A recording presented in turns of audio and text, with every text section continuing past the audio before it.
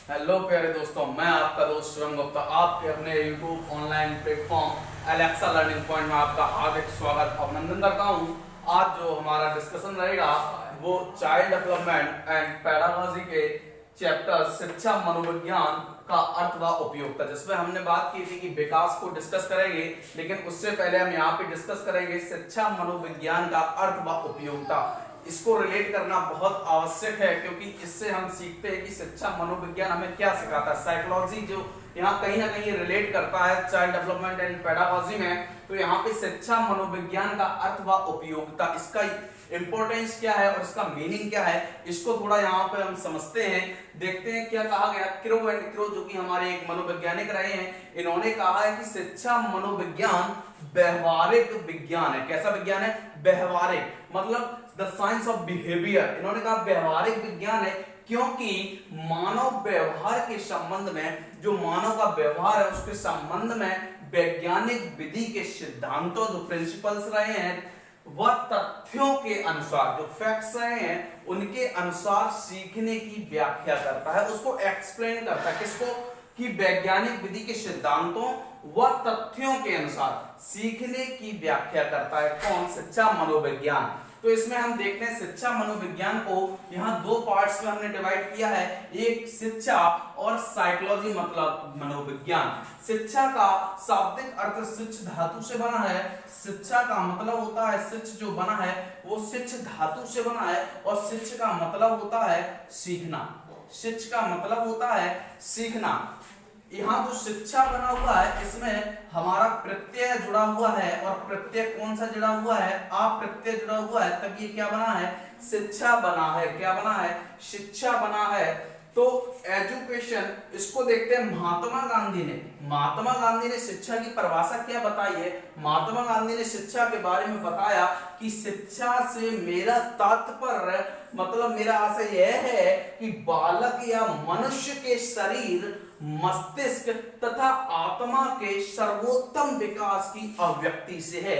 सर्वोत्तम विकास की अभिव्यक्ति से, मतलब सर्वोत्तम का मतलब सबसे उत्तम, ज्यादा से ज्यादा, अच्छे से अच्छा जो डेवलप हो रहा है, जो विकास हो रहा है, वो शारीरिक रूप से, मानसिक रूप से तथा आत्मा के सर्वोत्तम विकास की अभिव्यक्ति एटीट्यूड से है। उसको यहाँ पे महात्मा गांधी ने बताया कि शिक्षा से मेरा तात्पर्य बालक या मनुष्य के शरीर, मस्तिष्क तथा आत्मा के सर्वोत्तम विकास की अभिव्यक्ति है। ये कहा है महात्मा गांधी ने। ठीक है, आगे देखते हैं इसकी उत्पत्ति। इस शब्द की शिक्षा जो है वो शिक्ष धातु से बना है। एजुकेशन जो कि अंग्रेजी शब्द है, एजुकेशन जो कि बना हुआ है एडुकेटम से। किससे बना हुआ है?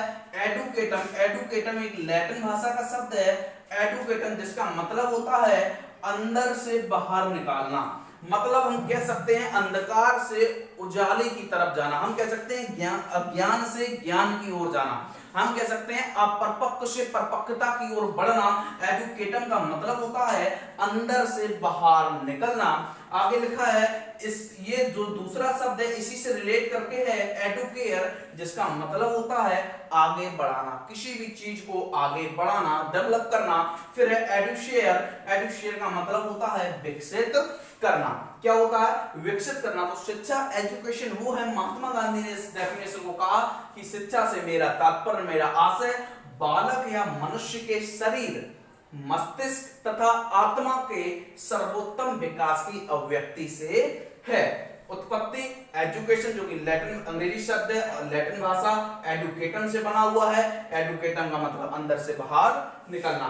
तो यहाँ पे महात्मा गांधी ने इसमें बताया कि शिक्षा का अर्थ केवल, इन्होंने ये कहा कि शिक्षा का अर्थ केवल हम संकीर्ण ही नहीं कर सकते। संकीर्ण का मतलब छोटा, उसका रूप जो है छोटा नहीं होना चाहिए शिक्षा का, जैसे कि विद्यालय तक ही सीमित नहीं रहना चाहिए। आपने लिखना सीख लिया है ना, आपने पढ़ना सीख लिया, आपने बोलना सीख लिया है ना, आपने विद्यालय में चीजें करना सीख ली, तो शिक्षा का जो अर्थ है इनके कहने के अनुसार कि इनके महात्मा गांधी शिक्षा का अर्थ इन्होंने कहा संकीर्ण नहीं होना चाहिए, बल्कि कैसा होना चाहिए, व्यापक होना चाहिए। इन्होंने कहा नैरो माइंडेडनेस नहीं होनी चाहिए एजुकेशन में, क्या होना चाहिए, ब्रॉड होना चाहिए, व्यापक होना चाहिए। कैसा होना चाहिए, व्यापक होना चाहिए। और उन्होंने ये बताया कि क्या जो एजुकेशन है वो व्यापक होना चाहिए। उन्होंने 4 भागों में डिवाइड बताया है, महात्मा गांधी ने 4 भागों में कहा है।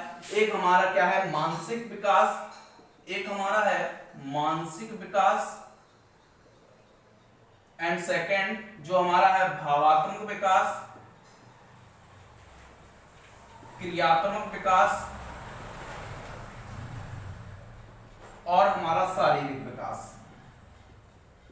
शारीरिक विकास, मानसिक विकास को इन्होंने हेड कहा है। क्या कहा, हेड मतलब मस्तिष्क मतलब दिमाग, और भावात्मक को हार्ट मतलब हृदय। भावात्मक विकास को हार्ट कहा है, और क्रियात्मक को हैंड कहा है, और शारीरिक को हेल्थ कहा है। ये एक बॉडी बताई है महात्मा गांधी ने कि जो शिक्षा का जो स्वरूप होना चाहिए वो ब्रॉड होना चाहिए, व्यापक होना चाहिए, जिसका मतलब मानसिक विकास, भावात्मक विकास भी सम्मिलित हो, क्रियात्मक विकास हो, व शारीरिक विकास हो। ना कि इन्होंने ऐसा कहा कि आपने लिखना पढ़ना बोलना है ना, स्कूल में बैठना, ये चीजें सीखनी, तो ये इसका नहीं होना चाहिए, ब्रॉड होनी चाहिए। इन्होंने यहाँ पे कहा जो हमारे पहले शिक्षाविद रहे हैं, जो हमारे पहले शिक्षाविद रहे हैं वो हमारे रहे हैं जॉन डेवी। डेवी ये हमारे पहले शिक्षाविद रहे हैं, जॉन डेवी। इन्होंने शिक्षा को त्रिविमीय बताया, त्रिस्तरीय पे बताया। क्या इन्होंने कह दिया कि जो शिक्षा के लिए जो जरूरी है उसमें त्रिविमीय या त्रिस्तरीय के लिए इन्होंने कहा कि उसमें सबसे जरूरी जो बाल को केंद्रित बनाते हैं शिक्षक के लिए कहा। दूसरा इन्होंने कहा शिक्षार्थी मतलब छात्र, शिक्षार्थी, और तीसरा इन्होंने पाठ्यक्रम को भी इसमें जोड़ा है। ये त्रिस्तरीय इन्होंने 3 बताए, ठीक है। तो जेम्स एडम्स ने यहाँ पे 2 को माना है, शिक्षक और शिक्षार्थी पर बल दिया, लेकिन जॉन डेवी जो है हमारे पहले शिक्षाविद हैं, इन्होंने शिक्षक और शिक्षार्थी और पाठ्यक्रम तीनों को उठाया है यहाँ पे। तो शिक्षा के विषय में हमने ये देखा। यहाँ हम साइकोलॉजी पे बात करते हैं, मनोविज्ञान। मनोविज्ञान क्या है, क्रो एंड क्रो के अनुसार, क्रो एंड यहाँ पे शिक्षा में उन्होंने स्वामी विवेकानंद ने कहा कि मनुष्य में अंतर्निहित जो भी क्षमताओं है उस पर बल दिया जाता है, वो शिक्षा के रूप में इन्होंने बताया है। यहाँ पे देखते हैं क्रो एंड क्रो मनोविज्ञान, मानव, क्रो एंड क्रो ने क्या कहा, मनोविज्ञान जो साइकोलॉजी है, जो मनोविज्ञान है वो मानव व्यवहार, जो मनुष्य का जो बिहेवियर है वह मानव संबंधों का एक अध्ययन है। मतलब जो मानव का जो व्यवहार है और जो मानव का जो रिलेट करते हैं रिलेशन है उसका अध्ययन ही क्या है, मनोविज्ञान है। क्रो एंड क्रो ने यहाँ पे ये डेफिनेशन दी है।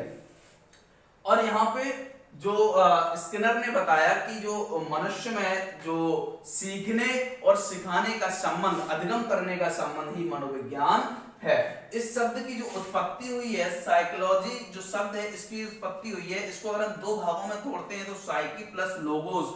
लोगो का मतलब होता है लॉजी, जो शब्द है आपने इसको पढ़ा होगा इंग्लिश में, साइकोलॉजी या कोई भी साइकोलॉजी, लॉजी या जूलॉजी या बॉटनी या हम लोग पढ़ते हैं, इसका मतलब लॉजी का मतलब होता है स्टडी, ये हमारा रूट वर्ड है। स्टडी का मतलब होता है अध्ययन करना। क्या होता है, अध्ययन करना, स्टडी। तो यहाँ पे इसी तरीके से यहाँ पे देखा लोगोस और साइको, इसका मतलब हो गया आत्मा। क्या हो गया, आत्म 17वीं शताब्दी में समय के साथ साथ इसका मत बदलता गया, इस मीनिंग बदलता गया। इसको आत्मा कहा गया 17वीं शताब्दी में। क्या कहा गया, आत्मा का विज्ञान। लोगोस मतलब विज्ञान या ज्ञान या जानकारी या बातचीत या स्टडी, तो स्टडी ऑफ साइको या स्टडी ऑफ सोल इसको कहा गया।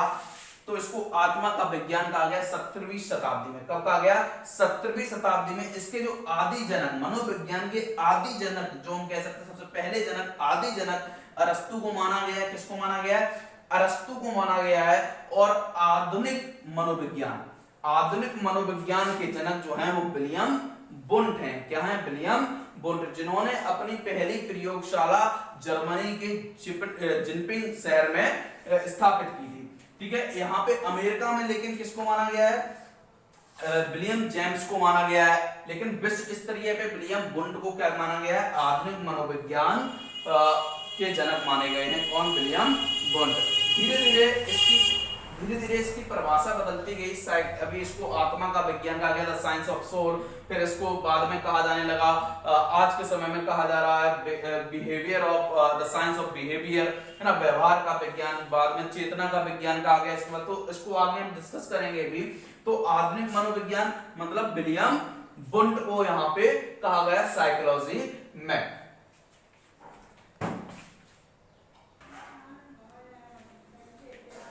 तो मनोविज्ञान शब्द का जो सर्वप्रथम प्रयोग है वो रुडोल्फ बॉयक्ले ने, किसने, रुडोल्फ बॉयक्ले ने 1590 मतलब 1590 ईस्वी में रुडोल्फ बॉयक्ले ने मनोविज्ञान शब्द का सर्वप्रथम प्रयोग किया। इनकी एक पुस्तक थी, इन्होंने जो पुस्तक लिखी है वो है साइकोलॉजिया। इनकी पुस्तक साइकोलॉजिया, इसमें इन्होंने क्या किया, मनोविज्ञान शब्द का सर्वप्रथम प्रयोग किया रुडोल्फ बॉयक्ले ने। यहाँ पे भी हमने देखा था जो कि हमारे थे आदि जनक कौन थे हमारे मनोविज्ञान के, अरस्तु थे। और आधुनिक में विलियम बुंट को माना गया। आधुनिक में किसको माना गया, विलियम बुंट को। वहीं पे प्रयोगात्मक मनोविज्ञान के जनक भी कौन है, विलियम बुंट है। इन्होंने 1879 में अपनी पहली प्रयोगशाला लिपजिंग शहर में, जर्मनी के लिपजिंग शहर में स्थापित की थी 1879 में। सामाजिक मनोविज्ञान के जनक की यदि हम बात करें तो ये कुर्ट लेविन है। देखिए इन्होंने क्या कहा, सामाजिक मनोविज्ञान के जनक कुर्ट लेविन है। और विकासात्मक मनोविज्ञान के जनक भी कौन है, जीन पियाजे। विकासात्मक मनोविज्ञान के जनक कौन है, जीन पियाजे। फिर लिखा हुआ है 1916 मतलब 1916 में कलकत्ता विश्वविद्यालय में मनोविज्ञान के विभाग की स्थापना हुई। मतलब प्रथम विभाग की स्थापना हुई, हम कह सकते हैं विश्वविद्यालय में मनोविज्ञान की स्थापना हुई 1916 ईस्वी में। फिर लिखा हुआ 1924 ईस्वी में भारतीय मनोवैज्ञानिक एसोसिएशन की स्थापना। किसकी, भारतीय मनोवैज्ञानिक एसोसिएशन की स्थापना। 1928 में एन सेन गुप्ता, ध्यान रखना, एन सेन गुप्ता व राधा मुखर्जी ने किसकी, सामाजिक मनोविज्ञान की पुस्तक लिखी। 1928 ईस्वी में एन सेन गुप्ता व राधा मुखर्जी ने सामाजिक मनोविज्ञान की पुस्तक लिखी। और सामाजिक मनोविज्ञान के जनक कौन है, कुर्ट लेविन है। ठीक है। 1954 ईस्वी में इलाहाबाद में मनोविज्ञान शाला की स्थापना की गई। मनोविज्ञान शाला की स्थापना की गई 1954 ईस्वी में। देखिए 1912 ईस्वी में मनोविज्ञान को दर्शन शास्त्र से, मनोविज्ञान को किससे, दर्शन शास्त्र से अलग किया गया। पहले इसको दर्शन शास्त्र मान लिया जाता था, लेकिन अब इसको मनोविज्ञान को दर्शन शास्त्र से अलग किया गया। कब, 1912 ईस्वी में मनोविज्ञान शब्द का सर्वप्रथम प्रयोग रुडोल्फ बॉयक्ले। 1590 ईस्वी में इनकी पुस्तक थी साइकोलॉजिया, इसमें लिखा है इन्होंने, ठीक है, प्रयोगात्मक मनोविज्ञान के जनक विलियम बुंट 1879 में जर्मनी के लिपजिंग शहर में इन्होंने अपनी पहली प्रयोगशाला स्थापित की थी। ध्यान रखना इस चीज को। और अमेरिका में विलियम जेम्स को क्या माना गया है, उनके जनक माने गए हैं, लेकिन विश्व स्तरीय पे विलियम बुंट को माना गया है। किसके, मनोविज्ञान के जनक। आदि मनोविज्ञान के जनक कौन थे, अरस्तु। कौन थे, अरस्तु। अब इसके आगे हम देखेंगे कि मनोविज्ञान का विकास कैसे कहाँ हुआ, कि जिसको पहले हम देखते थे, पहले अभी हमने बताया था आत्मा का विज्ञान कहा गया, फिर इसको चेतना का विज्ञान कहा जाएगा। कैसे कैसे जैसे जैसे समय बदलता गया उसके परिभाषा, उसकी चीजें बदलती गई, तो उसके जो मनोवैज्ञानिक थे उन्होंने अपने अपने विचार दिए। तो उसको देखते हैं कि मनोविज्ञान का विकास।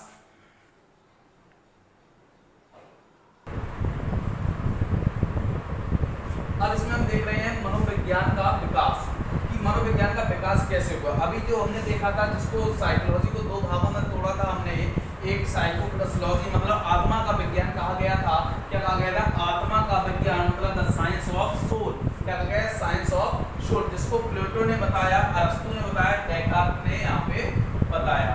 ठीक है, तो यहाँ पे इसको 16वीं शताब्दी में बताया गया। इस मनोविज्ञान को 16वीं शताब्दी में क्या कहा गया, आत्मा का विज्ञान कहा गया। फिर जब मन का विज्ञान कहा गया, इसको बाद में 17वीं शताब्दी में किसने कहा, पोम्पोनोजी ने इसको 17वीं शताब्दी में मन का विज्ञान का। अब किसी इसकी परिभाषा मैंने कहा समय के साथ बदलती गई, तो तो यहाँ पे पोम्पोनोजी ने क्या कि 17वीं शताब्दी में इसको क्या कहा गया, मन का विज्ञान कहा गया। अब इनके कहने से इनको समर्थन भी मिला, और समर्थन मिला जॉन लॉक का जो कि मनोवैज्ञानिक हैं, थॉमस रीन का, बर्कले का और कांट का, इनको क्या मिला, समर्थन भी मिला। इसकी आलोचना भी की गई मन की, बहुत से लोगों ने इसकी आलोचना भी की। इन्होंने कहा कि जो मन है वो निजी और अमूर्त है। कैसा है, अमूर्त है, जिसको हम देख नहीं सकते कि सामने वाले बंदे या व्यक्ति के मन में क्या चल रहा है, हम उसको समझ नहीं सकते। तो कुछ लोगों ने इनकी आलोचना भी की, जिसको हम देख नहीं सकते वो अमूर्त व निजी है। तो कुछ लोगों ने आलोचना भी की, लेकिन 17वीं शताब्दी में इसको मन का विज्ञान कहा गया, द साइंस ऑफ माइंड कहा गया। समर्थन मिला था जॉन लॉक, थॉमस रीन और बर्कले, कांट का। फिर आगे देखा चेतना का विज्ञान, जिसको कहा गया द साइंस ऑफ कॉन्शियसनेस। क्या कहा गया, कॉन्शियसनेस कहा गया। किसने कहा, विलियम जेम्स ने। किसने कहा, विलियम जेम्स ने कहा 19वीं शताब्दी में कहा। क्या कहा, 19वीं शताब्दी में इन्होंने क्या कहा, विलियम जेम्स ने इसको चेतना का विज्ञान कह दिया। किसके अकॉर्डिंग, मन के विज्ञान को बदलकर इन्होंने क्या कहा, चेतना का विज्ञान है ये, तो कॉन्शियसनेस की साइंस है ना। तो इसमें इनको समर्थन मिला विलियम वुंड का, जेम्स सर्ली का और क्रिस्नेर का, इन्हें क्या मिला, समर्थन भी मिला। अब कोई भी चीज उसकी आलोचना भी होती है, क्रिटिसाइज भी लोग करते हैं उसकी, तो हर सिक्के के दो पहलू, तो इसकी भी आलोचना हुई। इसके लोगों ने ये कहा कि जो चेतना है वो 1/10 भाग है, मतलब 10 में से चेतना केवल एक ही होती है, और मतलब जो 9/10 मतलब 9/10 जो भाग है वो अचेतन मन होता है, अनकॉन्शियसनेस होता है। केवल 10 में से अगर बात की जाए, केवल एक ही पार्ट क्या हो जाता है, चेतना का माइंड होता है, चेतन माइंड होता है, लेकिन 9/10 भाग अचेतन अनकॉन्शियसनेस हो जाता है। मैक्डूगल ने इस शब्द की आलोचना भी की, चेतना की, अपनी पुस्तक आउटलाइन ऑफ साइकोलॉजी में। इसकी इन्होंने विलियम मैक्डूगल ने इसकी आलोचना भी की है, चेतना शब्द की। फिर है व्यवहार का विज्ञान, इसके जो प्रतिपादक ये 20वीं शताब्दी में से क्या कहा गया, व्यवहार का विज्ञान कहा गया, द साइंस ऑफ बिहेवियर, जिसके प्रतिपादक क्या है, वाटसन है। इनको क्या कहा गया, द साइंस ऑफ बिहेवियर। मन ने ये बताया, एक मनोवैज्ञानिक है, इन्होंने कहा आधुनिक जो मनोविज्ञान है उसका जो संबंध व्यवहार की वैज्ञानिक खोज से है। मतलब आधुनिक मनोविज्ञान का संबंध व्यवहार की वैज्ञानिक खोज से, मतलब आज भी इसको क्या कहा जा रहा है, विज्ञान, व्यवहार का विज्ञान, मतलब साइंस ऑफ बिहेवियर इसको कहा गया। तो यहाँ पे हमने देखा मनोविज्ञान का विकास। अब हम यहाँ पे देखेंगे शिक्षा और शिक्षा मनोविज्ञान में अंतर क्या है। देखिए हम यहाँ पे ये डिस्कस कर रहे हैं शिक्षा मनोविज्ञान का अर्थ और उसकी उपयोगिता क्या है, ये हमारे लिए इम्पोर्टेंट पार्ट था, इसलिए हम इसको यहाँ डिस्कस कर रहे हैं। इसमें डायरेक्ट डेफिनेशंस भी पूछ देता है, किसने शिक्षा मनोविज्ञान की क्या डेफिनेशन दी है, डेफिनेशन देके पूछ देता है किस मनोविज्ञान की डेफिनेशन है। अगर आप लोगों का सपोर्ट रहा तो हम डेफिनेशंस की एक वीडियो लेके आएंगे, उसमें पूरा डिस्कस करेंगे डेफिनेशन को बाय ट्रिक, बहुत अच्छे से उसको तैयार कर जाएंगे। तो यहाँ पे हम देखेंगे शिक्षा, अब हम यहाँ पे डिस्कस कर रहे होंगे शिक्षा व शिक्षा का शिक्षा मनोविज्ञान में अंतर क्या है, उसको डिस्कस कर रहे होंगे।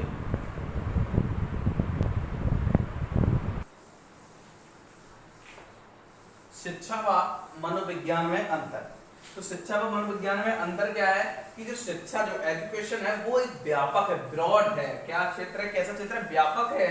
वहीं हम शिक्षा मनोविज्ञान की बात कर रहे हैं तो ये सीमित क्षेत्र है। कैसा है, सीमित है। शिक्षा क्या है, साध्य है। क्या है, साध्य है। और शिक्षा मनोविज्ञान क्या है, एक साधन है। क्या है, एक साधन है। और ये क्या है, शिक्षा एक साध्य है। ठीक है। फिर हम देखते हैं शिक्षा जो है वो संश्लेषणात्मक कैसे है, संश्लेषणात्मक है। और हमारी जो शिक्षा मनोविज्ञान है वो हमारा विश्लेषणात्मक है। वहीं हम बात करेंगे आदर्श शिक्षा जो है वो आदर्श मूल्यों, मतलब जो वैल्यूज हैं, जीवन के जो उद्देश्य हैं उससे संबंधित है। कि जो जीवन के उद्देश्य, आदर्श, जो नैतिकताएं चीजें हैं, जो मूल्य हैं, जो वैल्यूज हैं, ये उससे संबंधित है।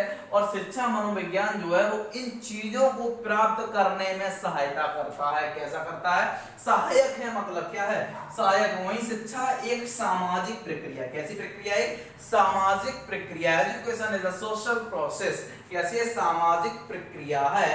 अब हम यहाँ पे देखेंगे शिक्षा मनोविज्ञान, ये है एक मनोवैज्ञानिक, यह एक मनोवैज्ञानिक भावात्मक व